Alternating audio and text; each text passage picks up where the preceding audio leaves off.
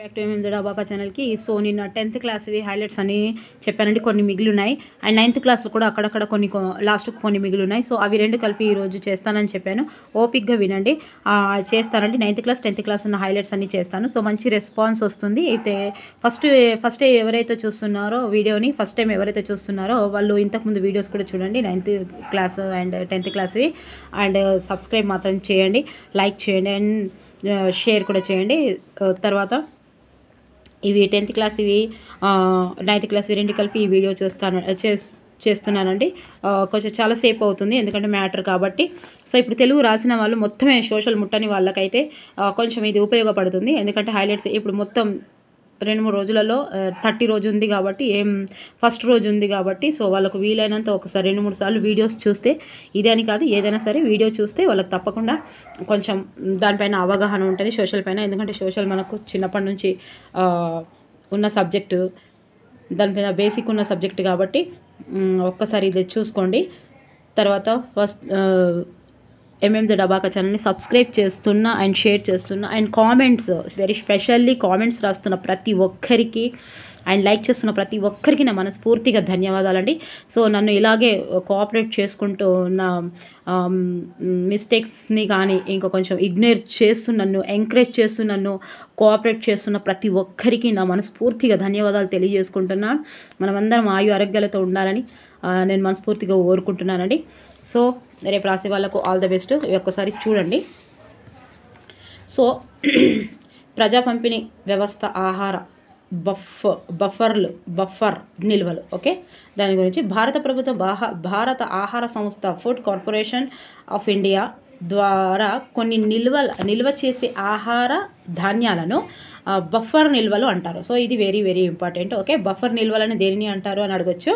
So తర్వాత ఆహార సంస్థ ద్వారా కొన్ని నిల్వ చేసే ఆహార ధాన్యాలను, ఓకే, బఫర్ నిల్వలు అంటారు. అదనపు ఉత్పత్తి ఉన్న రాష్ట్రాలలో రైతు నుంచి వడ్లు గోధుమలను FCI కొనుగోలు చేస్తుంది. సో వీటికి ముందుగా ప్రకటించిన ధరల ప్రకారం రైతులకు చెల్లిస్తారు. ఈ ధరను కనీస మద్దతు ధర అంటారు, మినిమం సపోర్ట్ ప్రైస్ అంటారు. ప్రభుత్వ సంస్థ ప్రతి సంవత్సరానికి MSPని ప్రకటిస్తుంది. ఇది MSP అంటే ఏంటిదో చెప్పండి దయచేసి, రాయండి తెలిసిన వాళ్ళు. కేంద్ర రాష్ట్ర ప్రభుత్వాలు 1/3 ఆహార ధాన్యాలను, చూడండి, కేంద్ర రాష్ట్ర ప్రభుత్వాలు 1/3 ఆహార ధాన్యాలను రైతుల నుంచి కొనుగోలు చేస్తాయి. సో వివిధ పథకాల ద్వారా ఆహార ధాన్యాలను ప్రజలకు పంపిణీ చేస్తుంది. సో ఇటీవల కాలంలో ప్రజా పంపిణీ వ్యవస్థను అవసరమైన దానికంటే ఎక్కువ ఆహార ధాన్యాలను ప్రభుత్వ సంస్థలు కొనుగోలు చేస్తున్నాయి. సో తర్వాత ప్రభుత్వ నిల్వలు ప్రతి సంవత్సరము పెరుగుతుంటే ఆహార ధాన్యాల లభ్యత తగ్గుతుంది. ఏం చూస్తారా, ఇక్కడ ఏముంది, ఫుల్ స్టాప్ ఉంది. తర్వాత ప్రభుత్వ నిల్వలు ప్రతి సంవత్సరము పెరుగుతూ ఉంటే ఆహార ధాన్యాల లభ్యత తగ్గుతుంది. సో ఆహార లభ్యత పట్టికలో 2011 వివరాలు చూడండి. అవసరమైన ప్రజలకు ఈ ఆహార ధాన్యాలను పంపిణీ చేయటం లేదన్న విమర్శ ప్రభుత్వంపై ఉంది. సో కొన్నిసార్లు ప్రభుత్వాలు ఈ ఆహార ధాన్యాలను విదేశాలకు ఎగుమతి కూడా చేశాయి. ఓకే, దేశంలో అధిక శాతం ప్రజలకు ఆహార ధాన్యాలు అందుబాటులో లేని నేపథ్యంలో స్వల్ప ఆదాయం కోసం ఆహార ధాన్యాలను ఎగుమతి చేయటం. 2013లో భారత ప్రభుత్వ చట్టం జాతీయ ఆహార భద్రత చట్టం అనే ఒక కొత్త చట్టం చేసింది. చూసారా, 2013లోనట. ఓకే, ఇది ఏం చేస్తుందంటే ప్రజలకు ఉన్న ఆహారాన్ని పొందే హక్కును చట్టబద్ధాన్ని ఇస్తుంది. ఓకే, ఇట్లా కొంచెం గుర్తుంటే ఇంపార్టెంట్స్ గుర్తుంటాయండి. ఓకేనా. సో ఇందులో ఉన్న ఈ లోగన్ చూడండి, ఆహార భద్రత గురించి. సో మనలో ప్రతి 7గురిలో ఒకరు ఆకలితో నిద్రపోతున్నారు. ఇలా ఉండవలసిన అవసరం లేదు. ఇదిగోండి, ఇక్కడ ఎంతమంది ఏదైనా వేయచ్చు, 1 2 3 4 5 6 7, చూసారా, ఇది కూడా 7 ఉన్నారు. ఈ 7 మనలో ప్రతి 7గురిలో ఒకరు ఆకలితో నిద్రపోతున్నారు. ఎంతమందితో ఆకలితో నిద్రపోతున్నారు అని కూడా ఇవ్వచ్చు, ఒక్కసారి చూసుకోండి.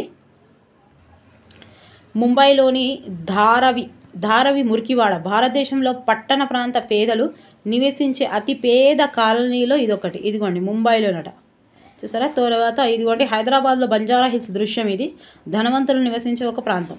ఇదిగోండి ఒకసారి ఖచ్చితంగా మీ దగ్గర టెక్స్ట్ బుక్ ఉంటే చదవకపోయినా కనీసం ఇవైనా చూసి వెళ్ళండి.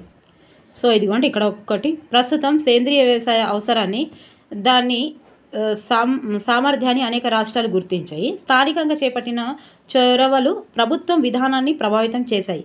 అయితే సిక్కిం ప్రభుత్వం రాష్ట్రంలో రసాయన ఎరువులు పురుగు మందులను నిషేధించే సాహసోపేతనమైన నిర్ణయాన్ని తీసుకుంది. ఏ రాష్ట్రం? సిక్కిం రాష్ట్రం. ఓకే, నిర్ణయం తీసుకుంది. అయితే 2015 నాటికి మొత్తంగా సేంద్రియ వ్యవసాయానికి మారాలని నిర్ణయించుకున్న మొదటి రాష్ట్రం దేశంలో ఇదే. ఏంటిది? సిక్కిం. తర్వాత 100% సేంద్రియ రాష్ట్రంగా మారే ఇదే పంథాని ఉత్తరాఖండ్లో కూడా అనుసరిస్తోంది. చూసారా, ఇది కూడా ఉత్తరాఖండ్లో కూడా అనుసరిస్తుందట. తర్వాత ఇదిగోండి ఇవన్నీ బొమ్మలు, ఒకసారి పిక్చర్స్ చూడండి. సో ఇక్కడ ఇదిగోండి కెన్యాలోని మస్సాయి తెగవారు ఒక్కసారి చూసుకోండి, ఇలా గుర్తుంటుంది అండి. కజకిస్తాన్కు చెందిన యుర్తా గిరిజనులు. ఓకే, కజకిస్తాన్కు చెందిన యుర్తా గిరిజనులు, టిబెట్లోని కియాంగ్ గిరిజనులు, టిబెట్ కియాంగ్. తర్వాత దక్షిణ అమెరికాలోని గౌచో, దక్షిణ గౌచో, టిబెట్ కియాంగ్, కిజకిస్తాన్ యుర్తా, కెన్యాలోని ముస్సాయి. సో ఇదిగోండి ఇది ఒక పేజీ ఉంది. మరి చదవమంటే చదువుతా.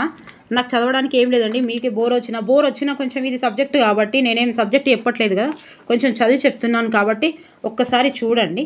త్వరగా చదువుతాను. కొంచెం ఐడియా ఎక్కడో ఒకటి గుర్తైనా ఉంటుంది, అంటే గుర్తుపట్టే అవకాశం అని ఉంటుంది. సో ఇది ప్రత్యామ్నాయ ప్రజా పంపిణీ వ్యవస్థ. భారతదేశంలోని మొత్తం సాగు భూములు 9.2 కోట్ల హెక్టార్ల వర్షాధారం కాగా, వర్షాధారం ఎంతనట మొత్తం భారతదేశంలోని మొత్తం సాగు భూమిలో 9.2 కోట్ల హెక్టార్ల వర్షాధారం కాగా 5.1 కోట్ల హెక్టార్లు దేనిపై? సాగునీటి కింది. సో ఇది కూడా మ్యాజపాలెంలో ఇవ్వచ్చు. దీని అర్థం భారతదేశంలోని 3/2 భూమి వర్షాధారంగా ఉండి సాగునీటి వ్యవసాయానికి అనువైనది కాదు. అంటే ఎక్కువ వర్షాధారానికే డిపెండ్ అయి ఉంది అన్నట్టు. సో సాంప్రదాయకంగా ఈ ప్రాంతాల్లో వర్షాధారంగా ఉండే అనేక పంటలను కలిపి సాగు చేస్తారు. ఉదాహరణకు దక్కన్ పీఠభూమిలో 16 రకాల పంటలను కలిపి ఒకేసారి విత్తేవాళ్ళు. ఇవి పంటకి వచ్చే కాలంగా వేరువేరుగా ఉండడం వల్ల ఇవి పని దినాలు పొడిగింపబడింది. సో ఆదాయాలు ఆహార ధాన్యాలు సరఫరా ఎక్కువ కాలం పాటు ఉంటుంది. సో దీనివల్ల నష్టం నుంచి కూడా లభిస్తుంది. మీరు చదువుకోవచ్చు, ఇంకా స్క్రీన్ షాట్ తీసుకొని. ఆహార ధాన్యాల ఎక్కువ కాలం పాటు దీనివల్ల పంట నష్టం కూడా లభిస్తుంది. అయితే ప్రతికూల వాతావరణ పరిస్థితుల్లో కనీసం ఒక పంట అయిన దిగుబడిని ఇస్తుంది. మిశ్రమ పంటల వల్ల ఒక పురుగు తీవ్ర నష్టం కలిగించే స్థాయికి చేరకుండా నిరోధించబడుతుంది. సాగు చేసే పంటలకు నేల సారానికి, మనుషులకు, పశువులకు సమతుల పోషకాహారాన్ని ఇచ్చేలా ఎంపిక చేస్తారు. అయితే హరిత విప్లవం తర్వాత గోధుమలకు ప్రాధాన్యత కలిగింది. ఓకే, హరిత విప్లవం తర్వాత దేనికి కలిగింది? ఇది మొన్న వచ్చిందండి. ఇందులో హరిత విప్లవం తర్వాత గోధుమకు కలిగింది. ఈ పంటలో ఆహార ధాన్యాలు ప్రజా పంపిణీ వ్యవస్థ PDS ద్వారా చౌక ధరల దుకాణాలు లభిస్తాయి. సో రోజువారీ ఆహారంలో బియ్యం, గోధుమల వాడకం పెరిగింది. స్థానిక ఆహార ధాన్యాలకు గిరాకీ పడిపోవడంతో కాలక్రమంలో అనేక వర్షాధార భూములను సాగు చేయకుండా వదిలేశారు. హరిత విప్లవం కింద ఆహారంలో స్వయం సమృద్ధి సాధించడానికి వరి, గోధుమ సాగును వివిధ ప్రభుత్వ పథకాల ద్వారా ప్రోత్సహించారు. సో ఇందుకు విరుద్ధంగా చిరుధాన్యాల సాగుకు ఎటువంటి మద్దతు, ప్రోత్సాహం లభించలేదు. దేనికి లభించలేదు? చిరుధాన్యాలకు. ఓకే, క్వశ్చన్ ఇలా కూడా అడగవచ్చు. సో చిరుధాన్యాల దిగుబడి పెంచడానికి పరిశోధన కూడా జరగలేదు. వర్షాధార పంటలైన చిరుధాన్యాలు జొన్న, సజ్జ, రాగి వంటివి నూనె గింజలు దిగుబడులు తగ్గడానికి ఇదొక ప్రధాన కారణం. సో కారణం కూడా అడగవచ్చు. తెలంగాణలోని మెదక్ జిల్లా జహీరాబాద్ మండలంలోని గ్రామస్తులు కొనుగోలు చేసిన బియ్యం, గోధుమలపై ఆధారపడటం నుంచి బయటపడ్డారు. సో స్థానిక ఆహార అలవాట్ల సంస్కృతిని కోల్పోవడం గురించి 2000 సంవత్సరంలో మహిళల ఆలోచనలో ఇదంతా మొదలైంది. సాంప్రదాయక ఈ ప్రాంతంలో చిరుధాన్యాలు ప్రధానంగా ఆహారంగా ఉండేవి. సో వీటి స్థానాన్ని బియ్యం తీసుకుంది. పోషకాల రీత్యా చూస్తే తమ భూముల్లో పండించే పంటలపై కూడా నియంత్రణ కోల్పోవడం ప్రజలు గుర్తించారు. సో సో అనేక భూములు ఇప్పుడు బీడు పడ్డాయి. డెక్కన్ డెవలప్మెంట్ సొసైటీ అనే స్వచ్ఛంద సంస్థ, ఏ సంస్థ? డెక్కన్ డెవలప్మెంట్ సొసైటీ అనే స్వచ్ఛంద సంస్థ నేతృత్వంలో ఇలా బీడుపడ్డ భూములను ఉమ్మడి భూములుగా కలిసి సాగు చేయాలని గ్రామస్తులు నిర్ణయించారు. సో దేంతో నిర్ణయించారు గ్రామస్తులు అంటే ఇదిగోండి, డెక్కన్ డెవలప్మెంట్ సొసైటీ ఆఫ్ స్వచ్ఛంద సంస్థ. స్థానిక పర్యావరణానికి అనువైనవి అయినందున చిరుధాన్యాలకు సాగు చేయాలని సహజంగానే నిర్ణయించారు. చిరుధాన్యాలు మొండి మొక్కలే కాకుండా అధిక పోషకాలు కలిగి ఉంటాయి. ఓకే, వర్షాధార భూములను సాగులోకి తీసుకురావడం వల్ల ప్రజలకు పని దొరికింది. అంతేకాకుండా పంటకు బయట అమ్మకుండా గ్రామ స్థాయిలోనే ప్రజాధాన్య బ్యాంకులను ప్రారంభించారు. చూసారా, ప్రజాధాన్య బ్యాంకులను ప్రారంభించారు. ఇది ప్రజా పంపిణీ వ్యవస్థ మాదిరి పనిచేస్తుంది. సో ఇంత ఉంది చూసారా. ఇప్పుడు వాళ్ళు లేకపోతే ఇది చేసుకొని చిరుధాన్యాలు ఇది కూడా చేసుకొని ప్రజలకు వేరు కార్డులు ఉండి వాటి ఆధారంగా ఎవరికి ఎంత ఇవ్వాలో నిర్ణయించేవాళ్ళు. అయితే దీనిని స్థానికంగా నిర్ణయించే వాళ్ళు అక్కడే దొరికే ధాన్యం స్థానంగా పడింది. సో మనకిచ్చే క్వశ్చన్ని బట్టి మనం ఆన్సర్ చేయగలుగుతాం ఇంత ఒక పేజీ చదివితే. ఓకేనా. సో ఫిబ్రవరి విప్లవంలో మహిళలు కార్మికులు తరచూ తమ తోటి పురుష కార్మికులకు స్ఫూర్తిని ఇచ్చేవాళ్ళు. సో లోరెంజ్ టెలిఫోన్ కర్మాగారంలో మార్ఫా వాసిలేవా ఒంటరిగా విజయవంతమైన సమ్మెకు పిలుపునిచ్చింది. ఆ రోజు ఉదయం మహిళల దినోత్సవం సందర్భంగా మహిళా కార్మికులు పురుషులకు ఎర్ర మెడపట్టీలు బహుమతిగా ఇచ్చారు. ఎర్ర మెడపట్టీలను బహుమతిగా ఇచ్చారు. ఆ సమయంలో మిల్లింగ్ యంత్ర నిర్వాహకురాలైన మార్ఫా వాసిలేవా పని ఆపేసి అప్పటికప్పుడు సమ్మెకు పిలుపునిచ్చింది. అక్కడ ఉన్న కార్మికులు ఆమెకు మద్దతు ఇచ్చారు. సో ఫోర్మాన్ ఆ విషయాన్ని యాజమాన్యానికి తెలియజేసి ఆమెకు పూర్తి రొట్టెను పంపించాడు. రొట్టె కోసం, శాంతి కోసం చేసింది ఇది రష్యా సోషలిస్టు విప్లవం. తర్వాత ఆమె రొట్టె తీసుకుంది కానీ పని తిరిగి ప్రారంభించలేదు. పని ఎందుకు చేయడం లేదని ఫోర్మాన్ అడిగితే మిగిలిన అందరూ ఆకలితో ఉంటే నేను ఒక్కదాన్నే కడుపు ఎలా నింపుకుంటానో అడిగేది. చూసారా ఎంత బాగా అడిగిందో. ఆమె బదిలిచ్చింది. సో కర్మాగారంలో ఇతర విభాగాలలో మహిళలకు మార్ఫాకి మద్దతుగా ఆమె చుట్టూ చేరారు. క్రమేపీ మహిళలందరూ ఆమె పని ఆపేశారు. ఆ తర్వాత పురుషులు కూడా తమ పరికరాలు వదిలేసి సమ్మెకు దిగారు. అందరూ బజారులోకి పరుగులు తీశారు. సో అక్టోబర్ విప్లవం నాటి మధ్య ఆసియా దృష్టికోణాలు. సో ప్రపంచవ్యాప్తంగా కమ్యూనిస్టు విప్లవాన్ని ప్రోత్సహించడానికి ఏర్పడిన కొమిన్టర్న్ అన్న అంతర్జాతీయ సంస్థలో ఎంఎన్ రాయ్ ముఖ్య పాత్ర పోషించాడు. ఇదిగోండి, ఇలాంటివి అడిగే ఆస్కారం ఉంది. తర్వాత 1920లో పౌర యుద్ధ కాలంలో అతడు మధ్య ఆసియాలో ఉన్నాడు. ఇతడు ఇలా రాశాడు: గ్రామ పెద్ద వృద్ధుడు ఎంత మంచివాడు, అతడికి సహాయంగా ఉన్న యువకుడు రష్యన్ మాట్లాడగలిగేవాడు. సో విప్లవం గురించి అతడు విన్నాడు. జార్ పారిపోయాడని తన స్వస్థలం అయిన గిర్గిజ్ని స్వాధీనం చేసుకున్న సైన్యాధిపతులను ఓడిపోయారని తెలిసింది. అంటే విప్లవం వల్ల కిర్గిజ్ స్వతంత్రం పొందింది. విప్లవం వర్ధిల్లాలి అంటూ ఆ యువకుడు నినాదించాడు. అతడు జన్మహత బోల్షివిక్ లాగా ఉన్నాడు. ఊరు మొత్తం అతడితో గొంతు కలిపింది. ఎంఎన్ రాయ్ మేయార్స్ 1964తో రష్యా నుంచి 1930లో రవీంద్రనాథ్ ఠాగూర్ ఇలా రాశారు. తర్వాత ఐరోపాలోని ఇతర రాజధానులతో పోలిస్తే మాస్కో అంత శుభ్రంగా అనిపించదు. ఎవరు చెప్పారు ఇది? ఠాగూర్ గారు. సో బజారులో వెళ్తున్న వాళ్ళు డాబు సరిగ్గా లేరు. ఈ ప్రదేశమంతా కార్మికులకు చెందినది. ఇక్కడి సామాన్య ప్రజలు పెద్ద మనుషుల కారణంగా మరుగున పడలేదు. ఎన్నో యుగాలుగా తెర వెనుక ఉండిపోయిన వాళ్ళు ఇప్పుడు బయటకు వచ్చారు. నా దేశంలోని రైతాంగం కార్మికుల గురించి ఆలోచించాను. ఇదంతా అరేబియన్ రాత్రుల కథనంలోని భూతం చేసిన మాయలా కనిపిస్తుంది. సో ఇదిగోండి, ఒక శతాబ్దం క్రితము వరకు మన ప్రజల మాదిరిగానే వీళ్ళు నిరక్షరాస్యులుగా, నిస్సహాయులుగా, ఆకలిగొన్నవారుగా ఉన్నారు. ఈ కొద్ది సంవత్సరంలోనే పర్వతం లాంటి అజ్ఞానం, నిస్సహాయతో తొలగించడం చూసి నాబోటి భారతీయుడి కంటే ఎక్కువ ఆశ్చర్యానికి ఎవరు లోనవ్వరు. ఇలా అన్నారు. ఓకే, ముందు మొన్నటి వరకు ఇట్లున్నారు, ఇప్పుడు మళ్ళీ ఎంత ఇంప్రూవ్ అయిపోయారు అని మన రవీంద్రనాథ్ ఠాగూర్ గారు ఇలా రాశారు. హిట్లర్ ఉపన్యాసం నుండి. ఓకే, అన్నింటికంటే బలమైన జాతికి ప్రపంచాన్ని ఓడించే హక్కు ఉందని హిట్లర్ వాదించాడు. హిట్లర్ ఇలా వాదించాడు. సో భూమి ఎవరికి కేటాయించబడి లేదు, ఎవరికి బహుమతిగా కట్టబెట్టి లేదు. తమ హృదయాలలో దానికి జయించగల సాహసం, దానిని కాపాడుకోగల బలం, దానిని దున్నుకోగల శ్రమ చెయ్యగల ప్రజలకు దేవుడు దానిని ఉద్దేశించాడు. తర్వాత ప్రపంచం ప్రాథమిక హక్కు, దానికి శక్తి ఉన్నంత వరకు జీవించడానికి ఉన్న హక్కు. ఈ హక్కు ఆధారంగా బలమైన జాతి తన జనాభాకి తగినట్టు సరిహద్దులను విస్తరించుకుంటుంది. తర్వాత ప్రపంచాన్ని జయించాలన్న భావనను హిట్లర్ ఇక్కడ ప్రతిపాదిస్తున్నాడా? బలం శక్తి ఉన్న వాళ్ళకి ప్రపంచం చెందాలని మీరు అనుకుంటున్నారా అని అడుగుతున్నారు. ఓకే, సిద్ధాంత బోధన. సో నాజీలు తమ పిల్లలను మొదటి నుంచి ఒకే రకమైన ఆలోచనలు నేర్పించసాగారు. జర్మను జాతి గొప్పదన్న నాజీ భావనలం, హిట్లర్ గొప్పతనం, యూదులు ఇతర ప్రజల పట్ల ద్వేషం, ఈ సిద్ధాంత బోధనలు ఎలా చేశారు? సో 6 నుంచి 10 సంవత్సరాల పిల్లలందరూ నాజీ సిద్ధాంతంలో ప్రాథమిక శిక్షణ పొందేవాళ్ళు. ఇదిగోండి 6 నుంచి 10 సంవత్సరాల మగపిల్లలందరూ. ఓకే, ఇక్కడ మగపిల్లలందరూ నాజీ సిద్ధాంతంలో ప్రాథమిక శిక్ష పొందేవారు. తర్వాత శిక్షణ పూర్తయిన తర్వాత హిట్లర్ పట్ల విశ్వాస పాత్రత కనబరుస్తారని ఇంకా ప్రతిజ్ఞ చేసేవాళ్ళు. చూసారా, వీళ్ళు ప్రతిజ్ఞ కూడా చేసేవాళ్ళట.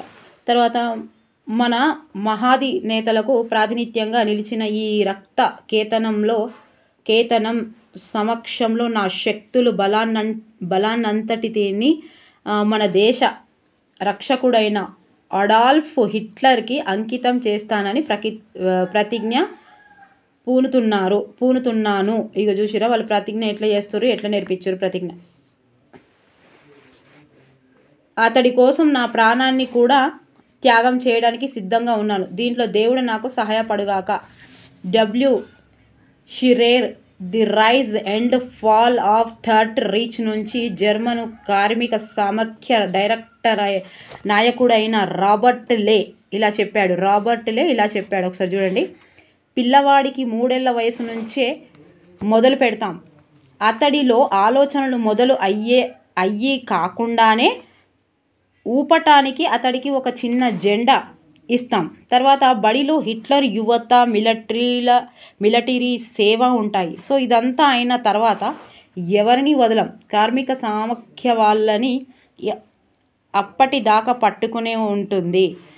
సో వాళ్ళకి ఇష్టం ఉన్నా లేకపోయినా వాళ్ళు చనిపోయే వరకు వదిలిపెట్టాం. ఇది వాళ్ళ సంగతి.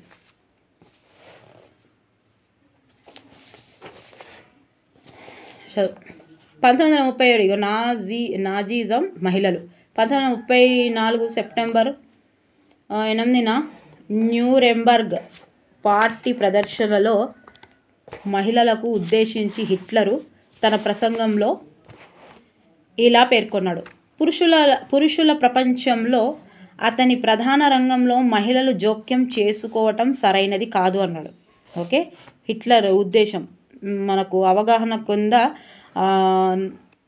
ఇది ఏది సరైంది ఏది సరికాదు దానిలో ఇవ్వచ్చు. ఇలా ఇచ్చి ఈ 2 ప్రపంచాలు భిన్నంగా ఉండటం సహజమని నేను అనుకుంటున్నాను. యుద్ధ రంగంలో పురుషుడు కనబరిచే సాహసం, మహిళ తన నిరంతర ఆత్మత్యాగం, నిరంతరం బాధతో కనబరుస్తుంది. సో ఈ లోకంలోకి మహిళ తెచ్చే ప్రతి సంతానము ఒక యుద్ధమే. చూసారా ఎలా అన్నాడు. మహిళ తెచ్చే ప్రతి సంతానము ఒక యుద్ధమే. తన ప్రజల కోసం మహిళ ఈ పోరు సలుపుతోంది. చూసారా ఇది ఎంత పెద్దదో. సో అదే ప్రదర్శనలో హిట్లర్ ఇంకా ఇలా అన్నాడు. ఒక జాతిని కాపాడటంలో ఇది ఇయ్యొచ్చండి. మహిళ తెచ్చే ప్రతి సంతానము ఒక యుద్ధమే అని చెప్పింది ఎవరు? ఒక జాతిని కాపాడటంలో అన్నింటికంటే స్థిరమైన అంశం మహిళలే. ఒక జాతి అంతరించిపోకుండా ఉండటానికి ముఖ్యమైనవన్నీ ఆమెకు బాగా అర్థమవుతాయి. ఎందుకంటే ఈ వేదన వల్ల ముందుగా ప్రభావితమయ్యేది ఆమె పిల్లలే.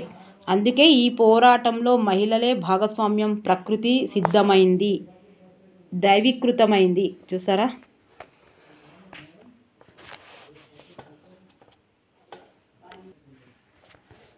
నాజీ సిద్ధాంతం అధిక స్వామ్య సూత్రాలపై ఆధారపడి ఉంది. జర్మనీ జనాభాలో యూదులు 0.75% మాత్రమే. యూదులనే కాకుండా నాజీలను వ్యతిరేకించే వాళ్ళను కూడా శిక్షించేవాళ్ళు. పై కవిత్వలో దీని గురించి చూపించాడు. సో ఈ కవిత్వం కూడా ఒకసారి చదవండి. సో మొదటి ప్రపంచ యుద్ధం తక్షణ కారణం అడగొచ్చండి. రెండో ప్రపంచ యుద్ధం కూడా అడగొచ్చు. సో అడుగుతాడు ఖచ్చితంగా ఇట్లా తక్షణ కారణాలు స్టార్ట్ అయింది ఎందుకని. సో మొదటి ప్రపంచ యుద్ధానికి తక్షణ కారణం ఏంటంటే 1914 జూన్ 28న ఆస్ట్రియాకు చెందిన రాకుమారుడు, ఇదిగోండి గుర్తుపెట్టుకోండి, ఆస్ట్రియాకు చెందిన, సో ఇదిగోండి మొదటి ప్రపంచ యుద్ధానికి తక్షణ కారణం 1914 జూన్ 28న ఆస్ట్రియాకు చెందిన రాకుమారుడు ఆర్చ్ డ్యూక్ ఫ్రాంచ్ ఫెర్డినాండ్ ఒక బొన్సియాస్ సెర్బ్ చేతిలో హత్య కావింపబడ్డాడు. చంపేశారు ఆయనను. చంపేసినప్పుడు ఈ హత్యకు సంబంధించి ఆస్ట్రియా సెర్బియా వివరణను కోరింది. సో సెర్బియా వివరణతో సంతృప్తి చెందని ఆస్ట్రియా సెర్బియాపై 28 జూలై 1914న యుద్ధం ప్రకటించింది. 28 జూలై 1914న యుద్ధం ప్రకటించింది. సో బ్రిటన్, ఫ్రాన్స్, రష్యా కూటమిలో సెర్బియా ఉండడం వల్ల సెర్బియాకి మద్దతుగా ఆ దేశాలు వచ్చాయి. సో సెర్బియా అనేది ఈ దేశ బ్రిటన్, ఫ్రాన్స్, రష్యా కూటమిలో సెర్బియా ఉండడం వల్ల ఈ సెర్బియాకు మద్దతుగా ఆ దేశాలు వచ్చాయి. సో దాంతో ఆస్ట్రియా పక్షాన ఉన్న జర్మనీ కూడా యుద్ధంలో చేరడంతో మొదటి ప్రపంచ యుద్ధం మొదలైంది. సో మొదటి ప్రపంచ యుద్ధం ఎప్పటి నుంచి ఎక్కడి వరకు అయిందో రాయండి, ఓకేనా? 14 నుంచి ఎక్కడి వరకు అయిందో కామెంట్ బాక్స్లో కామెంట్ చేసి రాయండి. రెండో ప్రపంచ యుద్ధం తక్షణ కారణం, ఇది కూడా రెండో ప్రపంచ యుద్ధ తక్షణ కారణం 1939 సెప్టెంబర్ 1న డాంజింగ్ రేవును జర్మనీ అప్పగించడానికి పోలాండ్ నిరాకరించడంతో ప్రారంభమైంది. చూసారా? ఇది ఏంటిదంటే చూడండి, డాంజింగ్ రేవును జర్మనీకి అప్పగించడానికి పోలాండ్ నిరాకరించిందట. దానివల్ల ఇది ప్రారంభమైంది. అయితే దీని వెంట పోలాండ్ ప్రవేశించి శిక్షించడానికి జర్మనీ సేనలు దండెత్తాయి. సో ఇదిగా ఇక్కడ నుంచి మొత్తం చదువుదామా? వెంటనే పోలాండ్ను ప్రవేశించి శిక్షించడానికి జర్మనీ సేనలు దండెత్తాయి. సో పోలాండ్ని స్వాధీనం చేసుకోవడం చిన్న సైనిక చర్య అవుతుందని హిట్లర్ భావించాడు. కానీ పోలాండ్కు బ్రిటన్తో సైనిక ఒప్పందం ఉండడంతో పోలాండ్ పక్షాన అది యుద్ధంలో చేరింది. సో రెండవ రోజు ఫ్రాన్స్ కూడా యుద్ధంలో చేరింది. దీనితో రెండో ప్రపంచ యుద్ధం మొదలైంది. ఇక ఎట్లా ముగిసింది మరి? సుదూర తూర్పు ప్రాంతంలో జపాన్లోని హిరోషిమా, నాగసాకిలపై అమెరికా అణుబాంబులు వేయడంతో జపాన్ లొంగిపోయింది. సో దీంతో 1945 ఆగస్టులో రెండవ ప్రపంచ యుద్ధం ముగిసింది. సో మొదటి ప్రపంచ యుద్ధం ఎప్పుడు ముగిసిందో మీరు ఒకసారి కామెంట్ బాక్స్లో కామెంట్ చేసి రాయండి, ఓకే? బుక్స్ ఉన్న వాళ్ళు చదివి రాయండి, లేని వాళ్ళు రాస్తే వచ్చిన వాళ్ళకు తెలుస్తుంది. ఇదిగోండి, ఇవి నాగసాకి మీద అణుబాంబు వేసింది. ఇదిగోండి చిత్రం, బుక్లో చూస్తే ఇలా ఎంత బాగుందో చూస్తారా? ప్రతి శతాబ్దానికి యుద్ధాల వల్ల ఆ శతాబ్ద జనాభాలో ప్రతి 1000 మందిలో ఎంతమంది చనిపోయారో తెలియజేస్తుంది. ఏంటిది? ఇగో ఇది యుద్ధ మరణాలు గ్రాఫ్, ఓకే? తర్వాత అంటే 16వ శతాబ్దంలో ప్రతి 1000 మందికి 4 కంటే తక్కువ మంది చనిపోగా 20వ శతాబ్దంలో అది 44 మందికి పెరిగింది. అంటే సుమారు 4.5% ప్రజలు. చూసారా? ఇది కూడా అడగవచ్చు. తిరుగుబాటుదారులుగా మహిళలు. సో వియత్నాం మహిళలు ప్రత్యేకించి క్రింది వర్గాల వారు సాంప్రదాయంగా పురుషులతో సమానత్వాన్ని అనుభవించేవాళ్ళు. అయితే ప్రజా జీవితంలో వాళ్ళ పాత్ర ఉండేది కాదు. సో తమ భవిష్యత్తును నిర్ణయించుకునే అధికారం ఉండేది కాదు. సో జాతీయత ఉద్యమం పెరుగుతున్న తరుణంలో మహిళల హోదా గురించి ఆలోచన మొదలయ్యి స్త్రీతత్వానికి కొత్త రూపు అన్వయించసాగారు. సో సామాజిక నియమాలను వ్యతిరేకించిన మహిళలను రచయితలు, రాజకీయ మేధావులు కొనియాడసాగారు. 1930లో నాలిన్ నాలిన్ రాసిన నవలలో ఒక మహిళ బలవంతపు పెళ్లి నుంచి బయటకు వచ్చి తనకు నచ్చిన వ్యక్తిని అతను జాతీయ ఉద్యమంలో పనిచేస్తున్నాడు పెళ్లి చేసుకుంటుంది. ఈ నవల ఆ రోజులలో పెద్ద సంచలనం సృష్టించింది. ఏది 1930లో నాలిన్ రాసిన నవలలో ఒక మహిళ. సో ఆ సామాజిక నియమాలపై తిరుగుబాటు వియత్నాం సమాజంలో నూతన మహిళ ఆవిర్భావానికి సూచించింది. ఓకే, ఇగో 1930 నాలిన్. సో ఏజెంట్ ఆరెంజ్ అత్యంత విష పదార్థం. సో చూడండి, ఏజెంట్ ఆరెంజ్ ఆకులు రాలిపోయేలా చేసి మొక్కల్ని చంపే విషం నారింజ పట్టి ఉన్న డ్రమ్ములలో నిల్వ చేయటం వల్ల దానికి ఆ పేరు వచ్చింది. ఓకే, నారింజ పట్టి ఉన్న డ్రమ్ములలో నిల్వ చేయడం వల్ల దానికి ఆ పేరు వచ్చింది. 1961-71 మధ్యకాలంలో అమెరికా కార్గో యుద్ధ విమానాలు వియత్నాంపై 11 మిలియన్ల గ్యాలన్ల ఈ విషపూరిత రసాయనాన్ని చల్లాయి. సో అడవులను పొలాలను నిర్మూలించటం ద్వారా ప్రజలు దాక్కోవడానికి అవకాశం లేకుండా చేసి వాళ్ళని తేలికగా చంపొచ్చన్నది అమెరికా ప్రణాళిక. సో దేశంలో 14% సాగు భూమి ఈ విషపూరిత రసాయనం వల్ల ప్రభావితం అయ్యింది. చూసారా ఎన్ని మంచి మంచి ప్లాన్లు వస్తున్నాయో వాళ్ళకి వచ్చాయో. దీని ప్రభావం చాలా తీవ్రంగా ఉంది. ఈనాటికి కూడా ప్రజలపై దాని ప్రభావం ఉంది. చూసారా అది ఎంత విషపూరితమైనదో. ఆరెంజ్ ఆకులు రాలిపోయేలా చేసి మొక్కల్ని చంపే విషయం చూడు. ఏజెంట్ ఆరెంజ్లోని రసాయనిక అంశంపై డయాక్సిన్ పిల్లల్లో మెదడు దెబ్బతినడానికి క్యాన్సర్కి కారణం.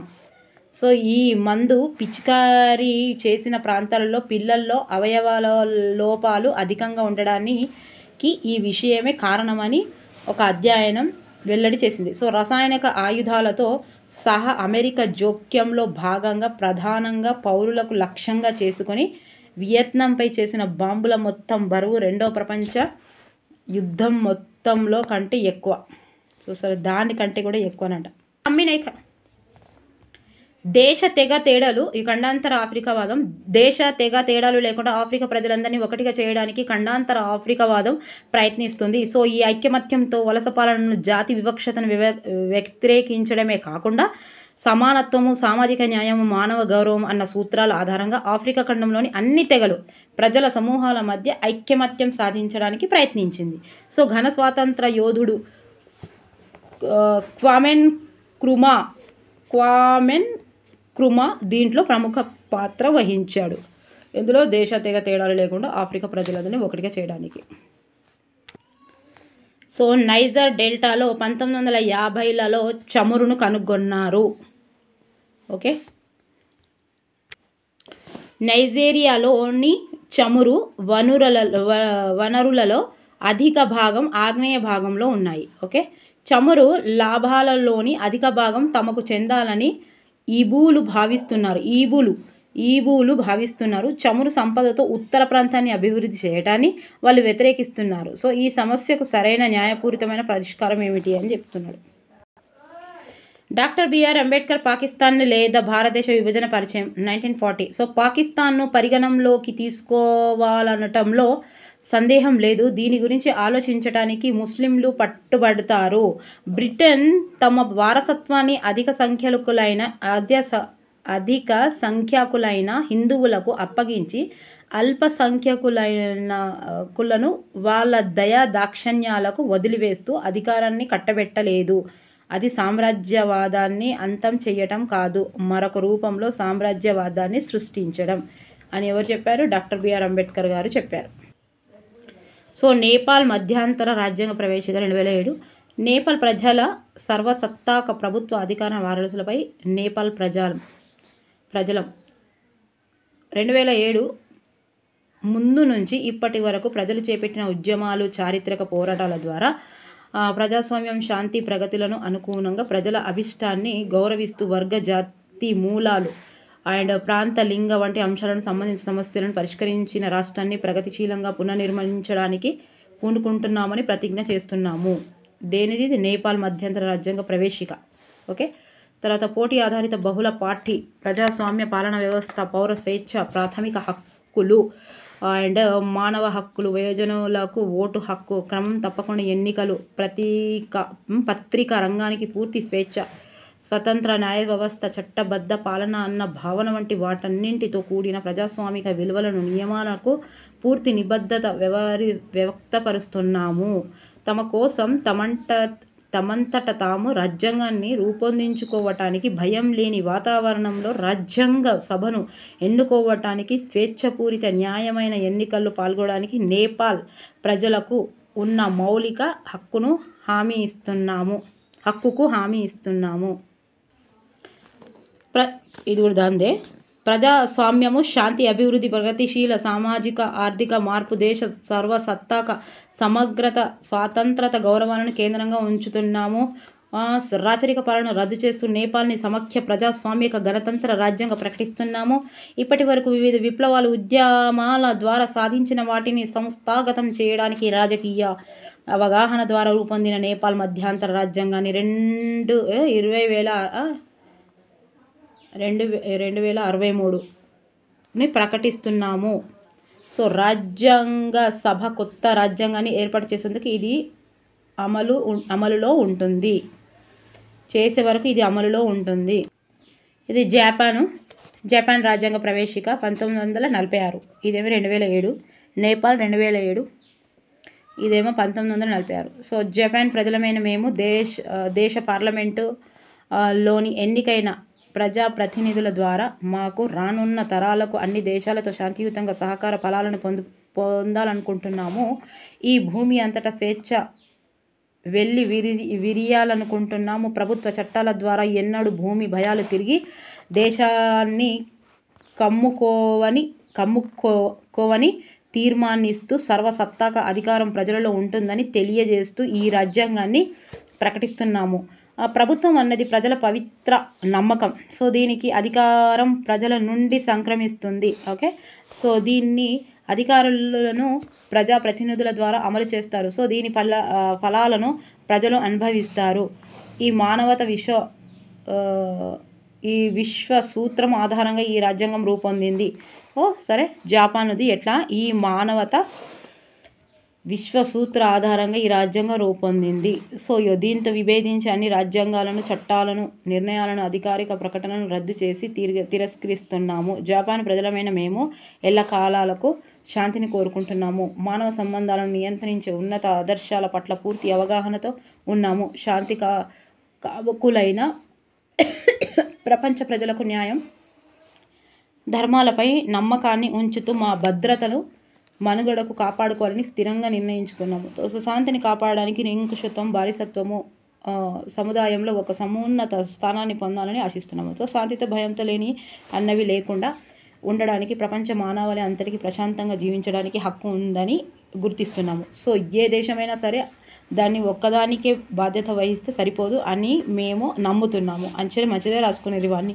రాజకీయ నైతికతను సంబంధించిన చట్టాలు విశ్వజనీనమైనవి. తమ సత్తాకతను కొనసాగిస్తూ ఇతర దేశాలలో సర్వసత్తాక సంబంధాలను సమర్థించుకుంటూ అన్ని దేశాలు ఈ చట్టాలను గౌరవించాలి. జపాన్ ప్రజలమైన మేము మాకున్న అన్ని వనరులతో ఈ ఉన్నత ఆదర్శాలను సాధిస్తామని మా జాతి గౌరవాన్ని పణంగా పెట్టి ప్రతిజ్ఞ చేస్తున్నాము.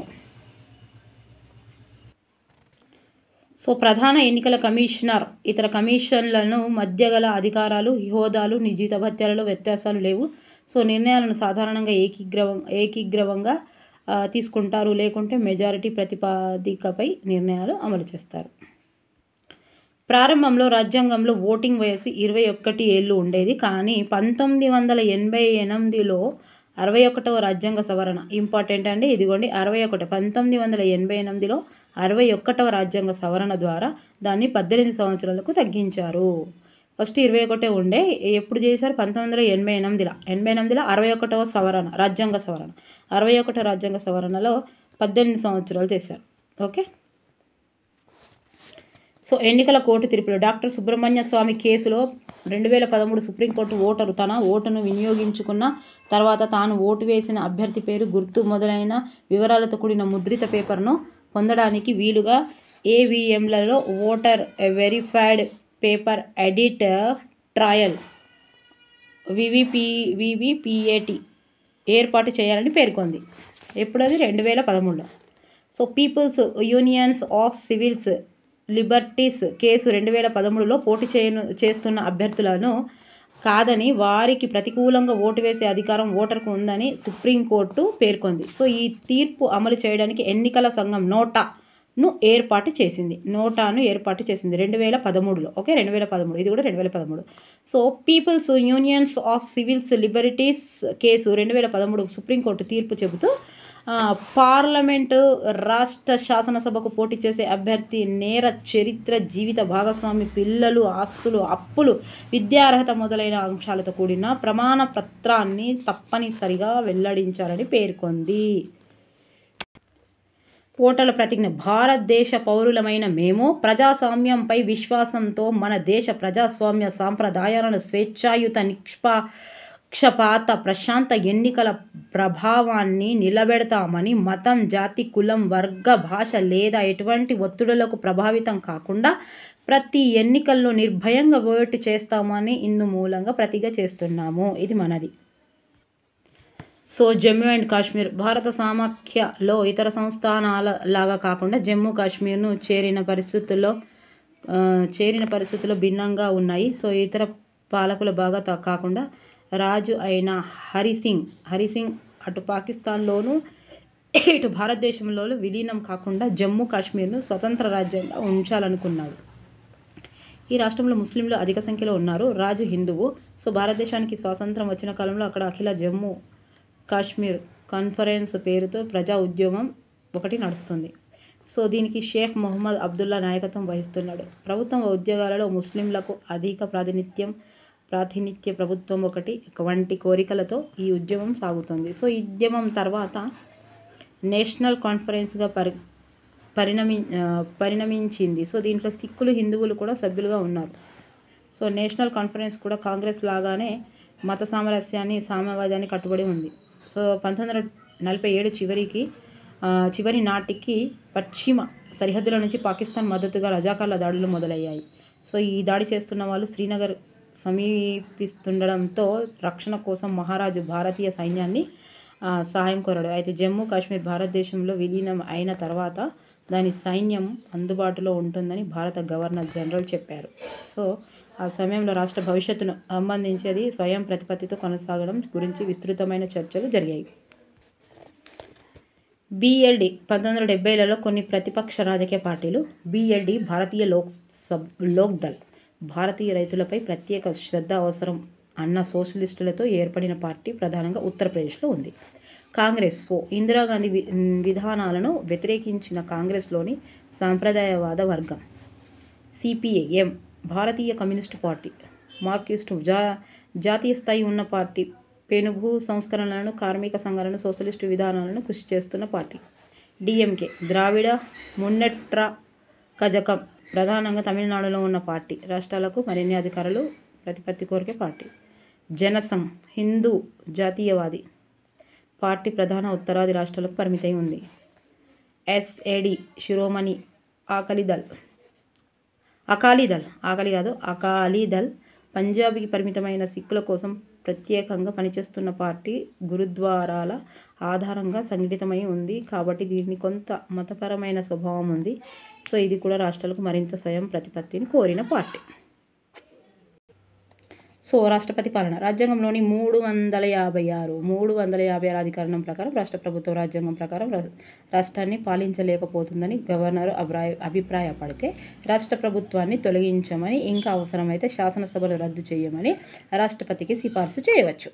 అప్పుడు ప్రధానమంత్రి సలహాతో రాష్ట్ర ప్రభుత్వాన్ని రాష్ట్రపతిని తొలగించే పాలన బాధ్యతలను చేపట్టమని రాష్ట్ర గవర్నర్ను కోరవచ్చు. సో దీనికి సంబంధించిన ఖచ్చితమైన మార్గదర్శకాలు రాజ్యాంగంలో లేనందున అనేక కేంద్ర ప్రభుత్వాలు తరచుగా 356 అధికారాన్ని రాష్ట్ర ప్రభుత్వంతో అధికారంలో ఉన్న ఇతర ప్రతిపక్షాలను వేధించడానికి, తొలగించడానికి దుర్వినియోగం పరిచేవి. సో కేంద్ర ప్రభుత్వం 356 అధికారాన్ని ప్రయోగించడానికి 1994లో సుప్రీంకోర్టు ఇచ్చిన కీలక తీర్పులే ఖచ్చితమైన నియమాలు పేర్కొంది. 1994 అప్పటి నుంచి అధికారాన్ని దుర్వినియోగపరచడం అరుదైంది.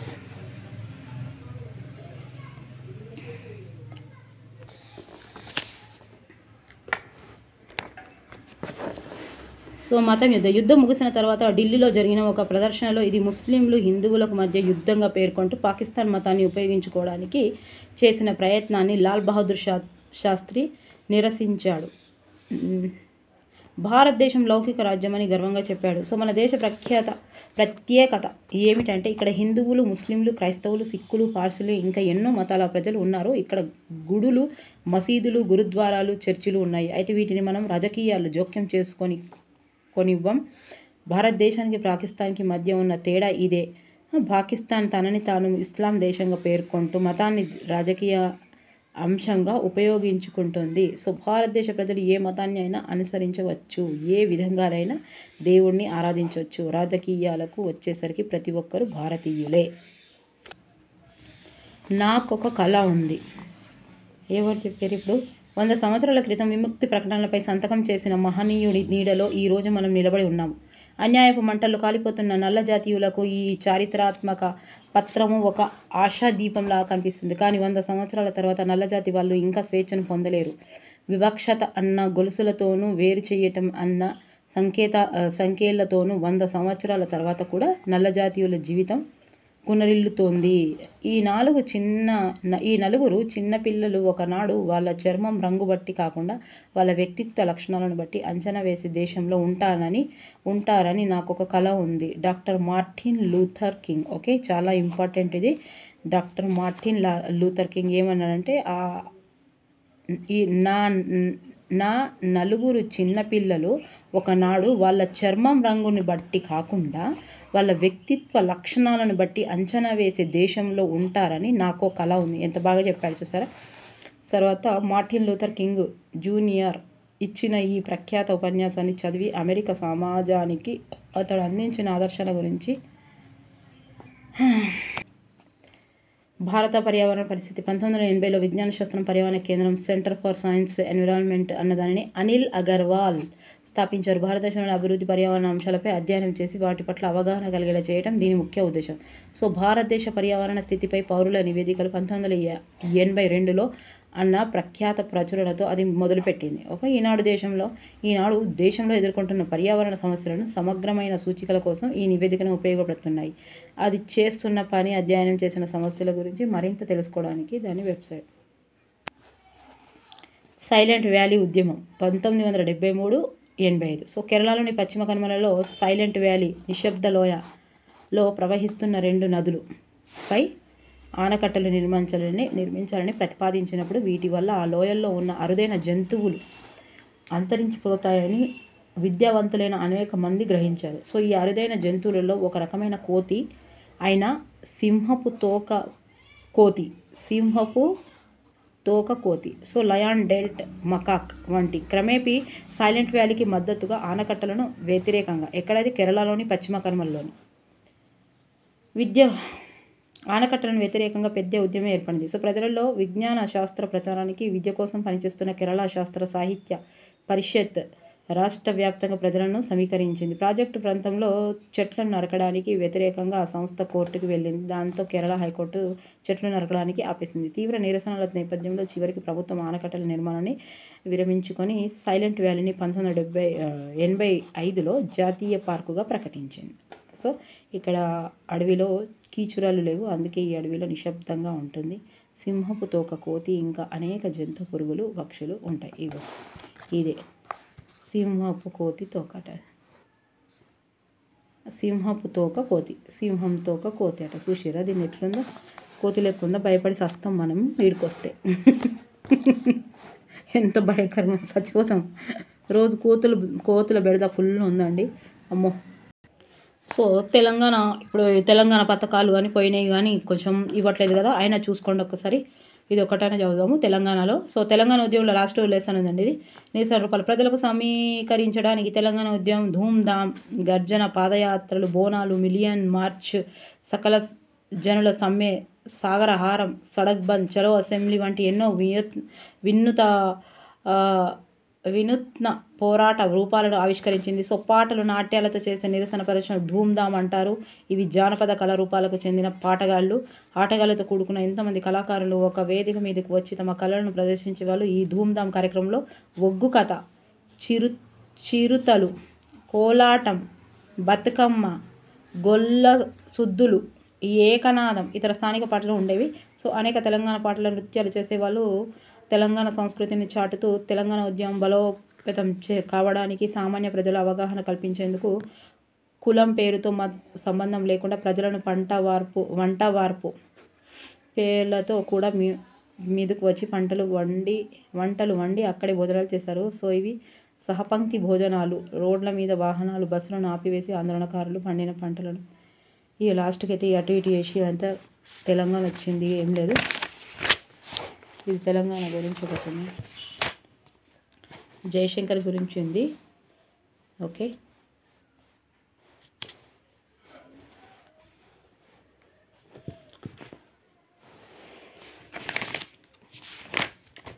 ఒకసారి ఈ మ్యాప్లు చూసుకోండి. ఓకే, ఇలా మ్యాప్లు అన్నీ చూసుకోండి ఉంటే, బుక్స్ ఉంటే. ఓకేనా, నచ్చితే లైక్ చేయండి, సబ్స్క్రైబ్ చేయండి, షేర్ చేయండి. సో ఇంకో వీడియో కోసం వెయిట్ చేయండి. ఓకే.